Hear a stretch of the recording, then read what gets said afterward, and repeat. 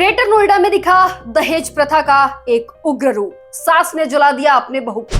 मम्मा के ऊपर गाली कुछ डाला, फिर मम्मा को चाहता मारा, फिर लाइटर से आग लगा दी। क्या आज भी समाज में लड़की की कीमत उसके संस्कारों से नहीं बल्कि उसके पिता के जेब से तय की जाती है? समाज के ठेकेदारों से एक बड़ा सवाल, ये शादी है या सौदा?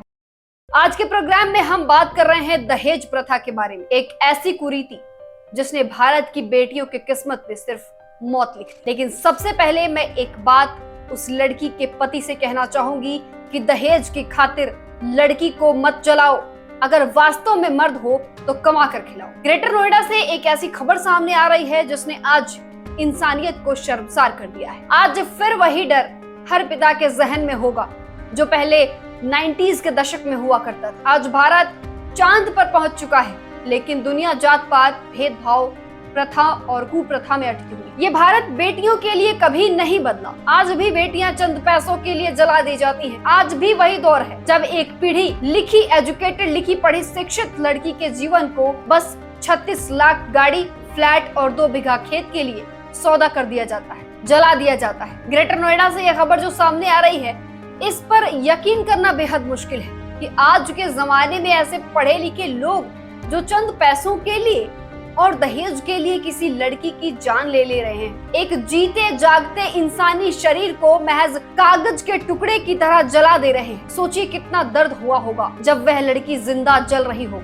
चलिए खबरों में आगे बढ़ते हैं और देखते हैं कि किस तरह इन्होंने अपने नीचता की सारी हदें पार कर। कसना कोतवाली सिरसा गांव में दहेज में 36 लाख रुपए की मांग पूरी न होने पर पेट्रोल डालकर जीती जागती पत्नी को जिंदा जलाने की बात सामने आ रही। ये घटना रोंगटे खड़े कर देने वाली है। ये समाज के ठेकेदार होते हैं जो अपनी बेटियों को तो मुफ्त में देना चाहते हैं, लेकिन जब दूसरे की बेटी लेने की बारी आती है तो बड़ा सा लालच का मुंह खोल के दहेज के लिए कुछ भी मांगने को तैयार रहते हैं। और एक पिता अपनी बेटी की जिंदगी भर पालन पोषण, पढ़ाई लिखाई करवाने के बावजूद भी लड़के वालों के सामने मजबूर खड़ा होता है। अपने जिंदगी भर की कमाई लगाने के बाद भी इन दरिंदों का पेट और मन दोनों नहीं भरता। एक मजबूर पिता बता रहा है कि पति, सास और घर के सभी लोगों ने मिलकर उसकी लड़की को जला दिया। जब ये लड़की जल रही थी और सीढ़ियों से उतरने लगी और जब मदद की गुहार लगाते बाहर पहुंची तो पड़ोसी ये भयावह नजारा देखकर दंग रह गए। ये दहेज के लालची सिर्फ इस वजह से नहीं कि इनको दहेज मिल रहा था, बल्कि इसलिए भी कि लड़की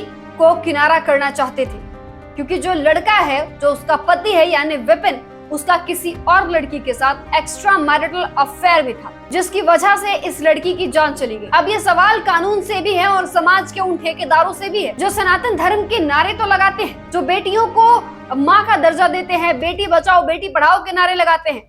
आज उनके मुंह में दही क्यों जम गया है? कहाँ है वो समाज के तमाम ठेकेदार जो खुद को समाज का कर्ता धर्ता कहते हैं? लेकिन जब कार्रवाई करने की बात आती है, जब आवाज उठाने की बात आती है, तो सिर्फ कैंडल मार्च निकालकर, पोस्टर का हवाला देकर चुप हो जाते हैं, अंदर की आग को शांत कर लेते हैं। यह सिर्फ निक्की हत्याकांड नहीं है। अगर इस समाज में दहेज प्रथा जैसी प्रथा पर अभी रोक नहीं लगाया गया तो आने वाले समय में न जाने कितनी निक्की और विपिन जैसे हत्याकांड सामने आएंगे। और सबसे बड़ा सवाल, दहेज प्रथा पर इतनी सख्त कानून होने के बावजूद भी दहेज प्रथा खत्म क्यों नहीं हो रहा है? आखिर ये भारत बेटियों के लिए क्यों नहीं बदल रहा? जो बेटी अंतरिक्ष में जा रही है, जो बेटी सूर्यान तक जा रही है, जो बेटी अंतरिक्ष का दौरा कर रही है, जिस लड़की से कोई फील्ड नहीं छुपा, जिस लड़की ने पूरा देश संभाल लिया, आज उस लड़की को महज चंद पैसों के लिए कागजों के टुकड़ों की तरह जला दिया जा रहा है। इस देश के न्याय की कुंभकर्णी नींद कब खुलेगी?